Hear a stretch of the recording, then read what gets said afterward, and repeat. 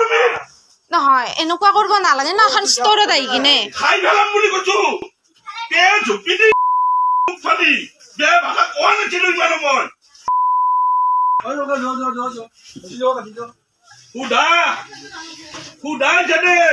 মই কোন হয় সুধা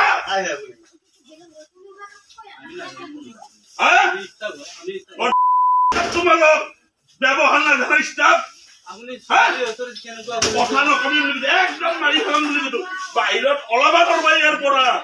মোৰ নাম জুৱেল মজুমদাৰ ফাদাৰ নাম নিজামুদ্দিন মজুমদাৰ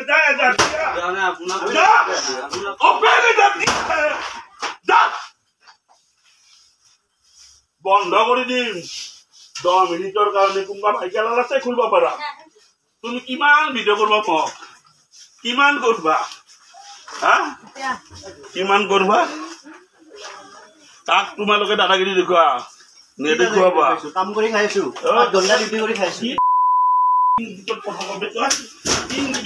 বিজয়নগৰ বিশালত মই কাম কৰি আছো আজি 3 বছৰ হ'ল তো মই কিবা এটা কাম কৰি আছিলো সেই সময়তে জুৱেল মজুমদাৰ নামৰ কাষ্টমাৰজন আহি মোক কিবা এটা সুধিলে যে এনেকুৱা কিবা চাহপাতৰ লগত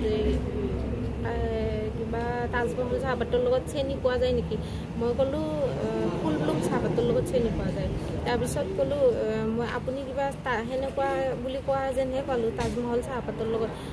তই কাণত তই ক'ত থাকা এই আপি তই ক'ত থাকা তই কাণত মেচিন লগাই ল'বি এনেকৈ কৈ আৰু বহুত ধমকি দিলে আৰু মোক আহি ওচৰত গাত হাত দিলে মানে তাৰপিছত মই অলপ এনেকৈ তৰ্কাতৰ্কি হ'ল আৰু তাৰপিছত আৰু দুজন ল'ৰা আহিলে সিহঁত দুজনকো মানে মাৰিলে আৰু কোন দুজনক মাৰিলে তাক আছিলে সেই দুজন মোৰ হয় মোৰ ফালে কৈছিলে সিহঁতে যে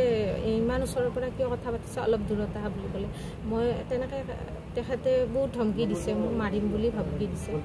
এতিয়া মই মিৰ্জা থানাত এজাহাৰ এখন দাখিল কৰিলোঁ আমি সদায় নিচিনাকৈ আমি সেইটো টাইমত অলপ আমাৰ 3 বেগ হয় 3 বেগত গৈছিলোঁ ফ্ল'ৰত আমাৰ ৰেখা বাইদেউ আছিলে ৰেখা বাইদেউ ডিউটিত আছিলে আমি কেইটা এইফালে গুদামৰ ফালে চাহ খাব গৈছিলোঁ তাৰপিছত কিবা হাই কেজিৰ শব্দ শুনিলোঁ এতিয়া গোটেইকেইটা আহিলোঁ দেখিলোঁ আমাৰ বাইদেউ আমাতকৈ ছিনিয়ৰ হয় তাৰপিছত তেখেতক বহুতো মানে ভাষাৰে বেয়া বা ভাষাৰে আৰু খুব উচ্চ স্বৰত তেখেতক গালি পাৰিছে বা ধমকাইছে সেনেকুৱা শুনিছোঁ আৰু খুব ওচৰত গৈ আছে তেখেতৰ আমি তেখেতক কৈছোঁ আপুনি অলপমান দূৰত থাকক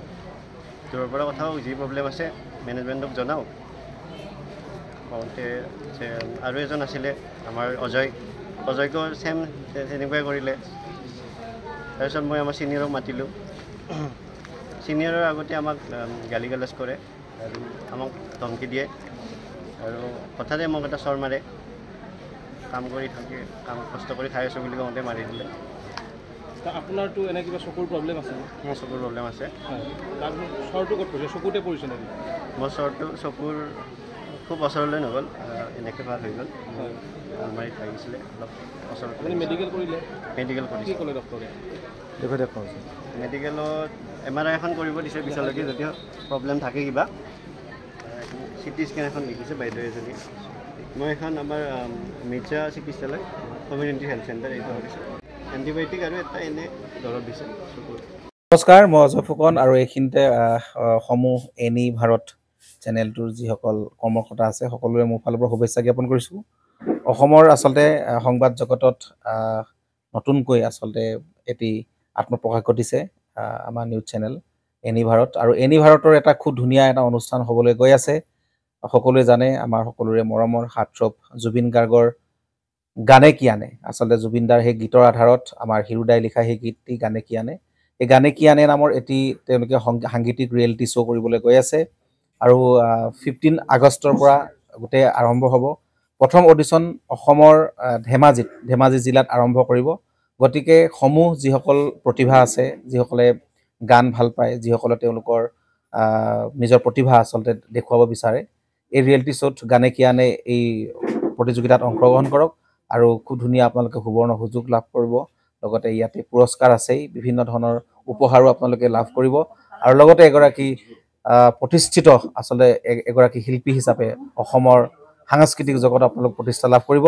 গতিকে গোটেই অনুষ্ঠানটোলৈ মোৰ ফালৰ পৰা শুভকামনা থাকিল আৰু লগতে এই অনুষ্ঠানটোত আপোনালোকে অংশগ্ৰহণ কৰিব আমিও আছো আৰু সকলোকে আমি লগ পাম। ধন্যবাদ।